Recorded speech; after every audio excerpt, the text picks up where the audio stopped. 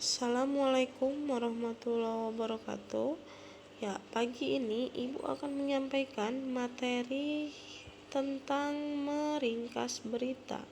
Ya, kegiatan ini supaya kalian dapat menentukan bagian mana yang terpenting dari sebuah berita. Ya, selanjutnya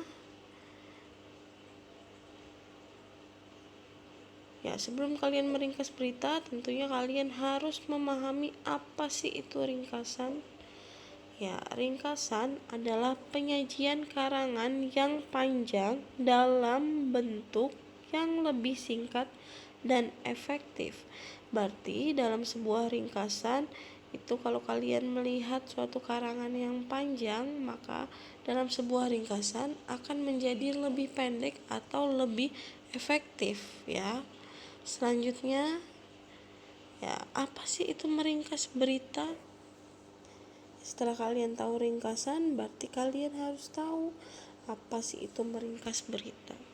Ya, meringkas berita adalah membuat berita dalam bentuk pokok-pokok saja. Jadi kalau ringkasan itu penyajian yang lebih singkat atau lebih efektif, berarti meringkas berita itu kalian hanya mencatat bagian pokok-pokok berita saja dalam bentuk sebuah ringkasan. Ya, selanjutnya langkah dalam meringkas berita.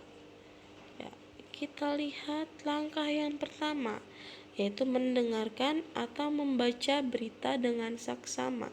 Jadi bukan hanya sekedar mendengarkan atau membaca, tapi kalian harus mendengarkan dan membaca berita dengan saksama. Ya, berikutnya langkahnya adalah mencatat unsur-unsur berita yang dalam bentuk 5W+1H. Kita lanjut ke langkah berikutnya, menyampaikan kembali pokok-pokok atau unsur-unsur berita ke dalam karangan singkat. Jadi setelah kalian mencatat unsur-unsurnya, kalian kembangkan unsur-unsur tersebut dalam sebuah tulisan atau teks secara singkat. Ya, berikutnya saya akan membacakan berita tentang banjir di Rangkas Bitung. Banjir merendam permukiman warga dan sejumlah bangunan sekolah di Lebak, Banten, Selasa sore. Para siswa harus menanggalkan alas kaki untuk berangkat ke sekolah. Guyuran hujan deras selama 3 hari membuat aktivitas warga dan para siswa terganggu.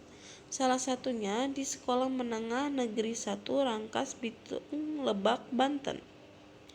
Banjir setinggi 30 hingga 50 cm membuat siswa harus berjalan menerjang genangan menuju sekolah tanpa alas kaki. Meski demikian, para siswa tetap semangat belajar. Hingga tadi malam, hujan masih mengguyur wilayah Rangkas Bitung, Lebak, Banten. Warga berharap sistem saluran air segera diperbaiki. Ya, dari teks tentang banjir di Rangkas Bitung ini, kita langkah berikutnya ketika kalian sudah membaca dengan seksama adalah menentukan pokok-pokok beritanya.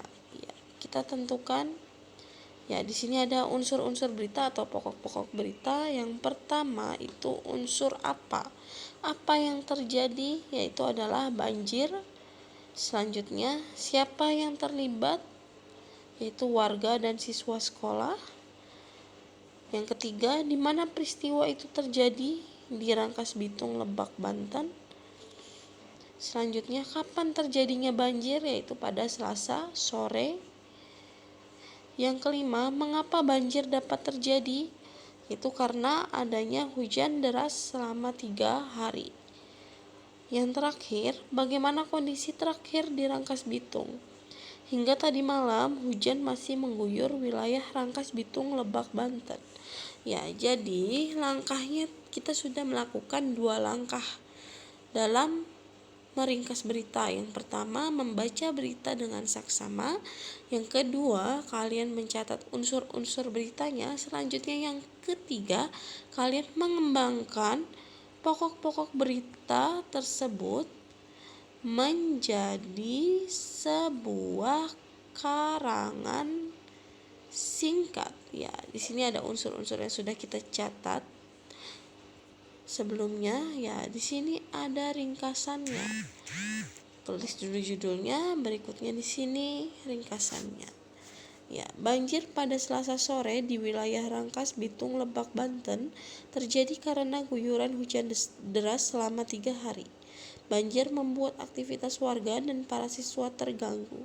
Hingga tadi malam, hujan masih mengguyur wilayah Rangkas Bitung, Lebak, Banten. Ya, dari sini kita sudah dapat lihat sangat ringkas dari karangan sebelumnya ya. Ya, kita bisa lihat di sini kalimat pertama. Kalimat pertama, banjir pada Selasa sore di wilayah Rangkas Bitung, Lebak, Banten terjadi karena guyuran hujan deras selama 3 hari. Nah, di sini kalian bisa lihat di sini ada beberapa unsur berita yang dijadikan satu kalimat. Yaitu unsur yang keberapa saja?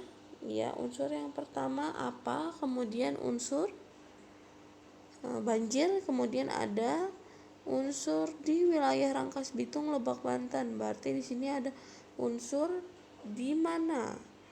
Ya, selanjutnya ada lagi kah? Ya, terjadi karena guyuran hujan deras selama 3 hari, yaitu unsur mengapa atau why. Ya, kita bisa lihat di sini. Ya, jadi unsur 1, 3, 4. Oh ya, di sini ada Selasa sore. Ya, kapan terjadinya? Yaitu Selasa sore. Ya, bahkan 4 unsur bisa dijadikan satu kalimat. Jadi dalam kalian meringkas berita, ini bisa beberapa bagian kalian jadikan satu kalimat asal ada keefektifan kalimat tersebut. Jadi dalam meringkas berita, kalian harus tentukan efektivitas dari kalimat atau dari setiap unsur berita yang sudah kalian tentukan. Boleh kalian gabungkan antara unsur 1 sampai 5 dalam satu kalimat, boleh, asal efektif. Ya, dikatakan efektif apabila pembaca bisa mengerti kalimat yang kalian tuliskan.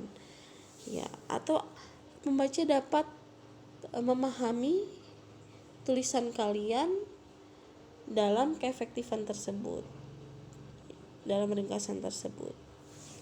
Ya, sampai sini Ibu rasa sudah cukup mengenai meringkas berita. Semoga yang Ibu sampaikan dapat kalian fahami dengan jelas. Ya, terima kasih untuk segala perhatiannya. Ibu akhiri, wassalamualaikum warahmatullahi wabarakatuh.